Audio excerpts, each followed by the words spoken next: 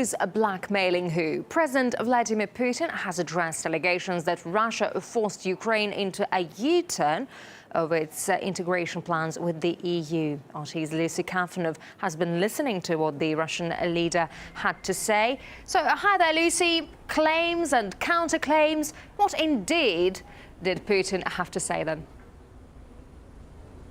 Certainly a war of words here in St. Petersburg. Now, we're actually here to cover the high-level economic meeting between Turkey and Russia. The Turkish Prime Minister Tayyip Erdogan is here meeting with President Putin. They had a joint press conference where the Ukraine issue actually did come up in one of the questions. Mr. Putin was actually asked about allegations that came out in reports earlier on Friday, suggesting that the Ukrainian president had spoken to his counterpart, his Lithuanian counterpart, in a phone call in which he brought up Moscow pressure on the Ukraine to scrap plans for participation in this trade pact. Here's how Mr. Putin responded to a question about that. Let's take a listen.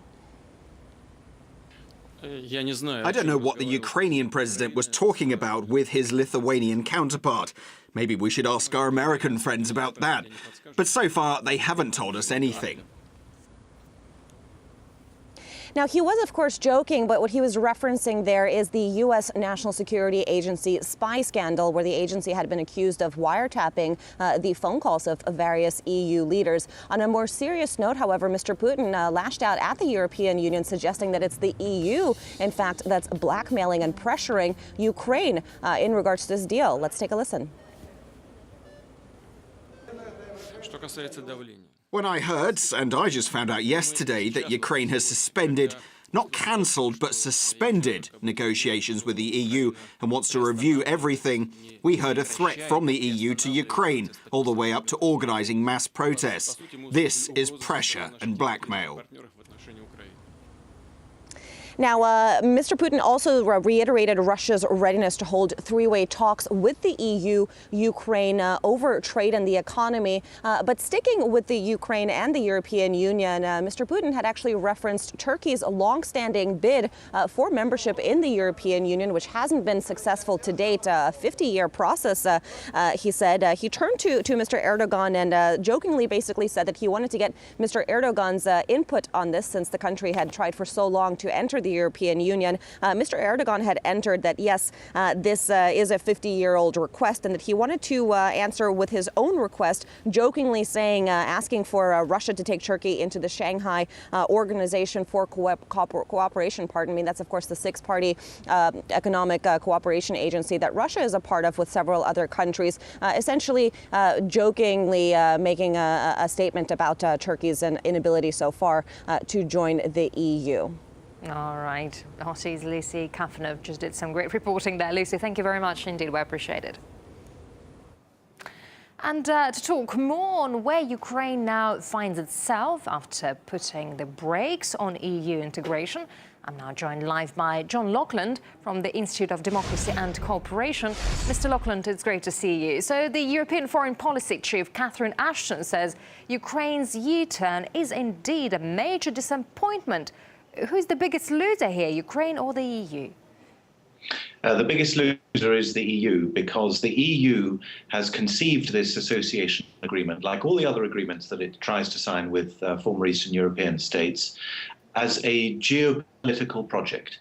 It's very important to understand that in the midst of all these accusations against Russia, it's actually the EU which sees its eastward expansion as a geopolitical and indeed an ideological project.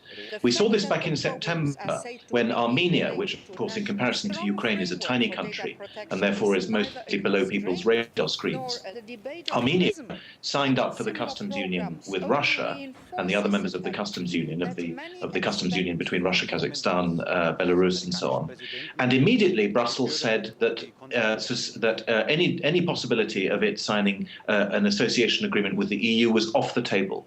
So the EU back in September made it clear that you either had to sign the EU agreement or you had to sign the Russian one. If you wanted to sign the Russian one, you wouldn't be allowed to sign the European one. And that's because it has been pursuing now for 20 years, the European Union, as I say, geopolitical and ideological project of ever further integration. And that's what has just hit the rocks today.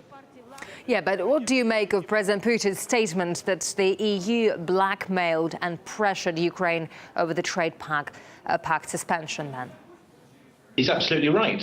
All the Western press are accusing him of blackmail, but he is absolutely right. That's what I just said about Armenia. They told Armenia that all chance of signing an agreement with them was off the table as soon as they signed the customs agreement. And that message was obviously meant for Ukraine. We have to see this in the context of geopolitical projects. It's no coincidence that all of the EU's chief envoys, ambassadors, and rapporteurs on this Ukrainian issue have been Poles. They have been Polish citizens. The former president of Poland, Alexander Kwasniewski, was the special envoy.